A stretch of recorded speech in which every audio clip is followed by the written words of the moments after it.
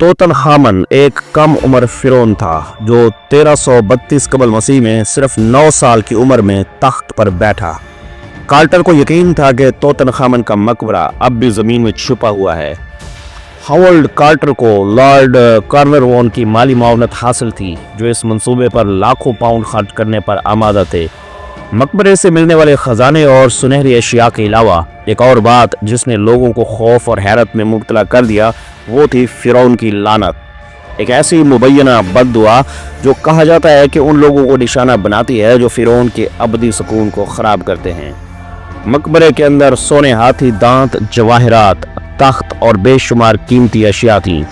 एक फिरौन की आखिरी आरामगाह जैसा कि सिर्फ अफसानों में सुना था। वंडर्स नेवर सीन के मोज़ेज़ सामीन इकराम, अस्सलाम वालेकुम।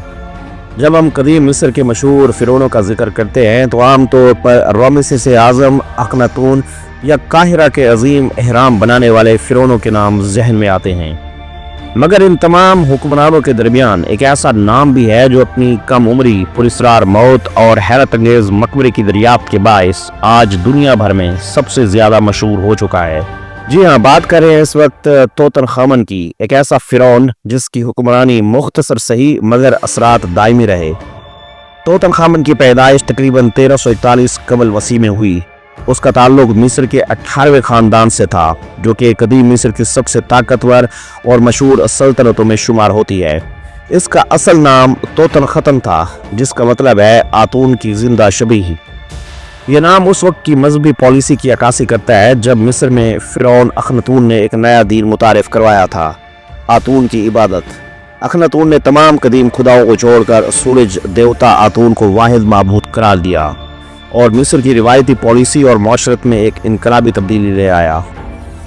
मौरखीन के मुताबिक तोतन खामन अखनातून का बेटा था और उसकी वालदा का नाम यकीन से मालूम नहीं, ताहम ज़्यादातर तहकीक के मुताबिक वो अखनातून की सगी बहन थी, यानी तोतन खामन अंदरून खानदान शादी का नतीजा था।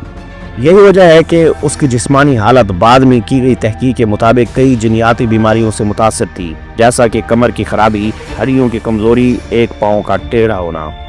तोतन खामन ने सिर्फ 9 बरस की उम्र में मिस्र का तख्त संभाला, जो कि किसी बच्चे के लिए एक बहुत बड़ी जिम्मेदारी थी।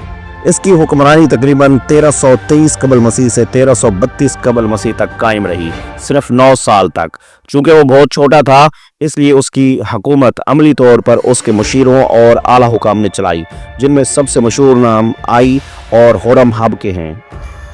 इन मुशीरों ने इसे सियासी, मजहबी और समाजी तौर पर संभाला।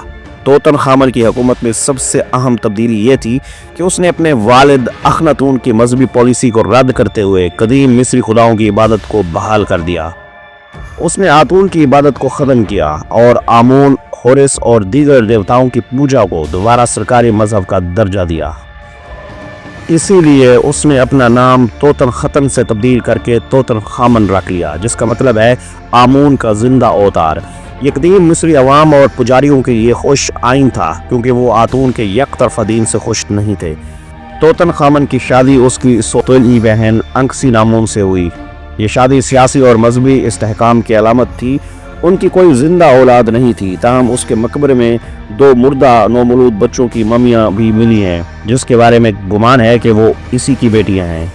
मोअज़्ज़िज़ सामीन इकराम, वादी अल मलूक में तकरीबन तमाम मशहूर फिरौनों के मकबरे पहले ही दरियाफ्त हो चुके थे और माहिरीन का मानना था कि अब वहाँ कुछ बाकी नहीं बचा। ताहम हावर्ड कार्टर, जो कि एक बरतानवी माहिरीन आसार कदीमा हैं, उनका मानना मुख्तलिफ था। कार्टन को यकीन था कि तोतन खामन का एक मकबरा अब भी ज़मीन में छुपा हुआ है। उसकी तहकीक की बुनियाद कुछ ऐसे आसार पर थी जो पिछली दरियाफ्तों में नज़रअंदाज कर दिए गए थे।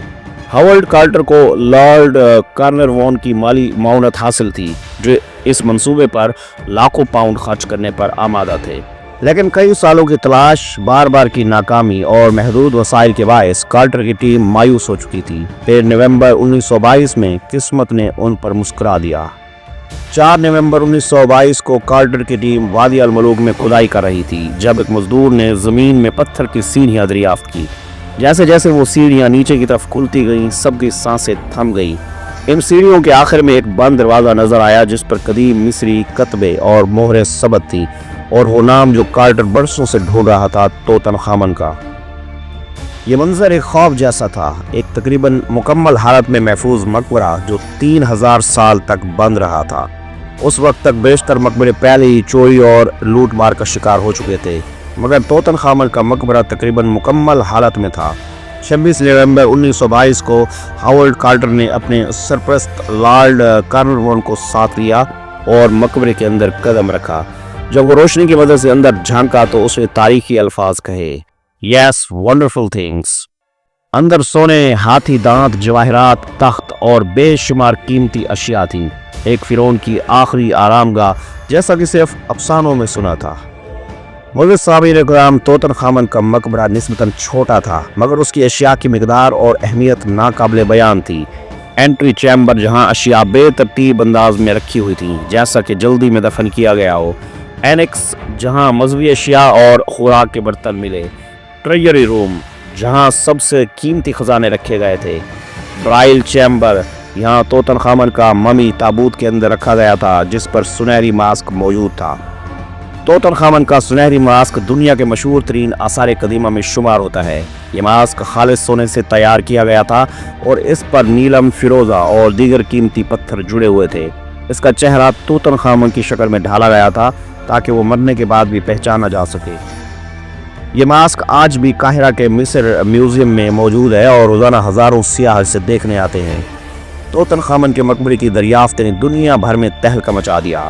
اخبارات نے شہ سرخیاں لگائیں، کتب لکھی گئیں اور فلمیں بنائی گئیں۔ اس دریافت نے مصر کی سیاحت کو زبردست فروغ دیا اور آثار قدیمہ کے شعبے کو نئی زندگی دی۔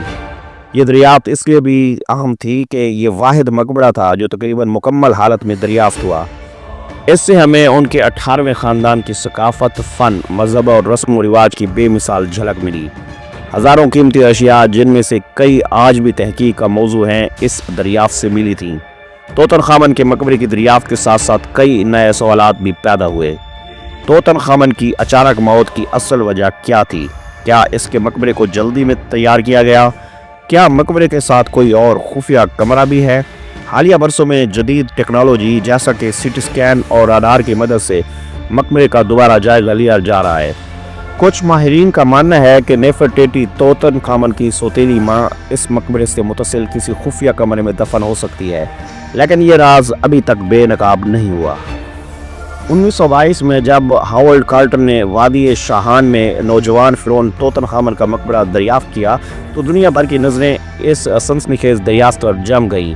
مقبرے سے ملنے والے خزانے اور سنہری اشیاء کے علاوہ ایک اور بات جس نے لوگوں کو خوف اور حیرت میں مبتلا کر دیا وہ تھا فرعون کی لعنت، ایک ایسی مبینہ بد دعا جو کہا جاتا ہے کہ ان لوگوں کو نشانہ بناتی ہے جو فرعون کے ابدی سکون کو خراب کرتے ہیں۔ لیکن کیا واقعی کوئی لعنت تھی یا یہ سب محض اتفاقات، پروپیگنڈا یا سائنسی عوامل کا نتیجہ تھا؟ آئیے اس پراسرار معاملے کا تفصیلی جائزہ لیتے ہیں۔ معزز سامعین کرام، جیسے ہی توتن خامن کے مقبرے کے دروازے کھولے گئے، خوفناک اتفاقات کا سلسلہ شروع ہو گیا۔ سب سے پہلے نشانہ بنے ہاورڈ کارنرون، وہ شخص جس نے ہاورڈ کارٹر کی مالی مدد کی تھی۔ وہ مقبرہ کھلنے کے صرف چند مہینوں بعد ایک پراسرار انفیکشن سے ہلاک ہو گیا۔ کہا جاتا ہے کہ جس وقت لارڈ کارنرون کی موت ہوئی اس وقت قاہرہ شہر کی بجلی اچانک چلی گئی اور اس کے پالتو کتے نے انگلینڈ میں زور زور سے رونا شروع کیا اور فوراً مر گیا۔ یہی واقعہ میڈیا کے ہاتھ لگ گیا اور یوں فرعون کی لعنت کا افسانہ دنیا بھر میں پھیل گیا۔ توتن خامن کے مقبرے سے منسلک کم از کم 1 درجن افراد کی پراسرار موت کا ذکر ملتا ہے، جن میں لارڈ کارنرون ایک معمولی زخم سے انفیکشن ہوا اور چند دنوں میں موت واقع ہوئی۔ سر آرتھر میس مقبرے کی صفائی کرنے والوں میں شامل تھا، 1 سال کے اندر انتقال کر گیا۔ پروفیسر لافٹ گرین جو ممی کی منتقلی کے وقت شامل تھا، دل کا دورہ پڑنے سے مر گیا۔ کیپٹن رچرڈ بیٹو جس نے ممی کو ہسپتال منتقل کیا، چند ماہ بعد پراسرار طریقے سے ہلاک ہو گیا۔ ہاورڈ کارٹر اگرچہ وہ کئی سال بعد فوت ہوا لیکن اس پر بھی شک کیا جاتا رہا کہ لعنت کی وجہ سے وہ ذہنی دباؤ کا شکار رہا۔ یہ تمام اموات یا بیماریاں بظاہر عجیب اور بے ترتیب تھیں اور اس نے اس نظریے کو تقویت دی کہ شاید یہ کوئی مقدس لعنت ہے۔ اگرچہ توتن خامن کے مقبرے میں ایسا کوئی واضح لعنتی پیغام نہیں ملا، لیکن قدیم مصری تحریروں میں دیگر مقبروں کے باہر ایسے کتبے ضرور ملے ہیں جن پر واضح طور پر لکھا ہوا ہوتا تھا جو کوئی میرے مقبرے کو خراب کرے گا اس پر موت کی آندھی چلے گی، یا میں اپنے دشمنوں کو سانپ، بچھو اور شیر کی صورت میں برباد کروں گا۔ ایسی تحریریں ممکنہ طور پر چوروں اور لوٹنے والوں کو ڈرانے کے لیے لکھی جاتی تھیں، لیکن ان سے ایک نفسیاتی اثر ضرور پیدا ہوتا تھا جو آنے والے زمانوں میں خوف اور توہم پرستی کی بنیاد بنا۔ جدید سائنس نے ان اموات اور بیماریوں کے پیچھے کئی ممکنہ وضاحتیں پیش کی ہیں۔ مقابر ہزاروں سال تک بند رہتے ہیں، ان میں نمی، اندھیرا اور مردہ اجسام موجود ہوتے ہیں جو فنگس اور بیکٹیریا کے لیے بہترین ماحول ہوتا ہے۔ کچھ محققین کا یہ بھی ماننا ہے کہ مقبرے میں کچھ قدرتی ریڈیو ایکٹیو مواد یا زہریلی گیسیں موجود ہو سکتی ہیں جن کے سانس لینے سے اچانک بیماریاں لاحق ہو سکتی ہیں۔ جب کوئی شخص یقین رکھتا ہو کہ وہ کسی لعنت کا شکار ہے تو اس کا جسم خود بخود بیماری یا موت کی طرف مائل ہو سکتا ہے۔ اس کے تحت خوف ہی انسان کو تباہ کر دیتا ہے۔ 1920 کی دہائی میں جب توت عنخ آمن کا مقبرہ دریافت ہوا، میڈیا نے فرعون کی لعنت کو ایک سنسنی خیز موضوع بنا دیا۔ اخبارات نے دل دہلا دینے والی سرخیاں لگائیں جیسے فرعون کا انتقام، ممی نے بد دعا دے دی، سنہری ماسک کا خونی پیغام۔ یہ خبریں لوگوں کو متوجہ کرنے اور اخبارات بیچنے کا ذریعہ بن گئی۔ افسانوں، ناولوں اور فلموں نے بھی اس خیال کو مزید گہرا کر دیا، جیسا کہ 1932 کی فلم دی ممی۔ توت عنخ آمن کا مشہور سنہری ماسک جو قاہرہ کے میوزیم میں موجود ہے، اس کے بارے میں بھی کئی توہمات مشہور ہو چکی ہیں۔ کہا جاتا ہے کہ جو بھی اسے غلط طریقے سے چھوتا ہے یا بے ادبی کرتا ہے وہ کسی نہ کسی مصیبت کا شکار ہو جاتا ہے۔ تاہم اب تک اس حوالے سے کوئی سائنسی ثبوت دستیاب نہیں کہ ماسک یا مقبرے کی کوئی شے حقیقی طور پر بد دعا رکھتی ہو۔ دلچسپ بات یہ ہے کہ فرعون کی لعنت کے مرکزی کردار یعنی ہاورڈ کارٹر جو سب سے پہلے مقبرے میں داخل ہوا، وہ کئی سال زندہ رہا اور 64 سال کی عمر میں طبعی موت مرا۔ اگر لعنت واقعی موجود ہوتی تو وہ پہلا شکار ہوتا۔ اسی طرح اس کی ٹیم کے کئی دیگر افراد بھی برسوں بعد زندہ رہے جو اس نظریے کی نفی کرتے ہیں کہ لعنت نے سب کو نشانہ بنایا۔ فرعون کی لعنت ایک ایسا موضوع ہے جس میں حقیقت اور افسانہ، سائنس اور اسرار، تاریخ اور توہم پرستی سب کچھ شامل ہے۔ اگرچہ کچھ اموات اور اسرار ضرور تھیں، لیکن سائنسی تجزیات اور تحقیقات اس بات کو ثابت کرنے میں کامیاب رہی ہیں کہ اکثر اموات کا تعلق اتفاق، بیماری یا ماحول سے تھا۔ خوف اور میڈیا نے لعنت کو بڑا بنا کر پیش کیا۔ قدیم مصری کتبے اور رسوم نے اس خیال کو تقویت دی۔ لہٰذا کہا جا سکتا ہے کہ فرعون کی لعنت ایک نفسیاتی، سائنسی اور تاریخی امتزاج ہے جو افسانوی رنگ لیے ہوئے ہے، مگر حقیقی بنیادوں سے بھی اکثر خالی نہیں۔